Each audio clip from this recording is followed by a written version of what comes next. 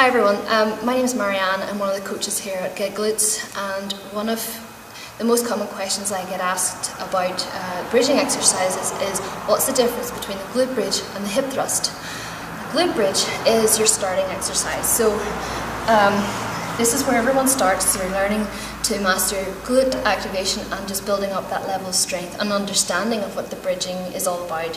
So with body weight only, you're lying on the floor and feet are hip width apart.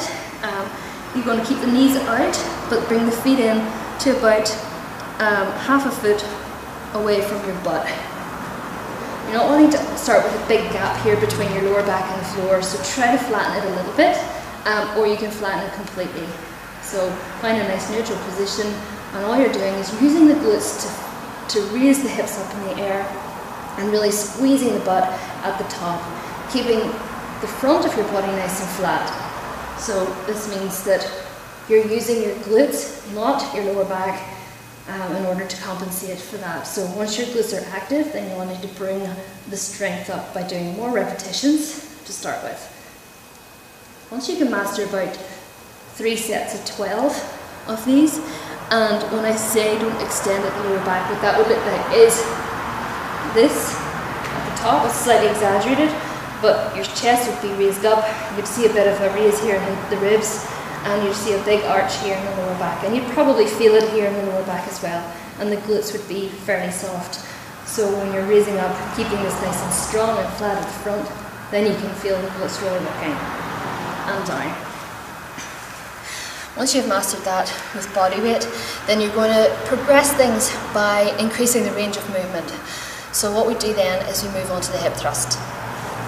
With the hip thrust, you're going to start again just with body weight to master the movement pattern, and this time you're going to elevate the shoulders against a bench or even a small step. But you can use your sofa at home as well. That's a good way to do this. You're going to rest your upper back just below your shoulder blades against the bench. Arms could go out if you want, or you can kind of keep them by your side. Just don't use your arms to actually lift yourself up, so keep them relaxed. Feet are in the same position this time. You're raising the hips up further.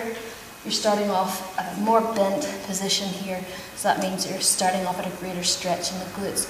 It requires more strength, more coordination, and it's going to raise you up until you're flat at the top. Keeping the knees from caving in, just keep them out at a slight angle, and notice how when I bring my hips down, I'm not splaying over the bench like this, keeping that hinge nice and strong.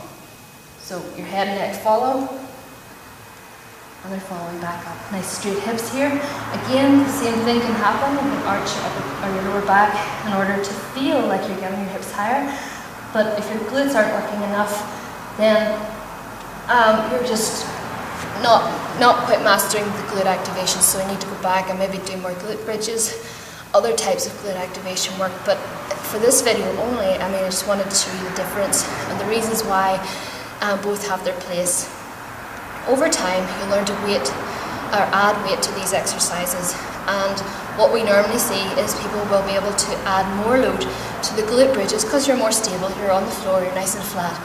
And then when you're hinging like this, you'll be able to get greater range of movement, but you won't be able to use as much weight as you can with the glute bridge. So we often will use both types and different variations of these particular exercises to really master the glute strength, and obviously providing that shape and overall strength that comes with it.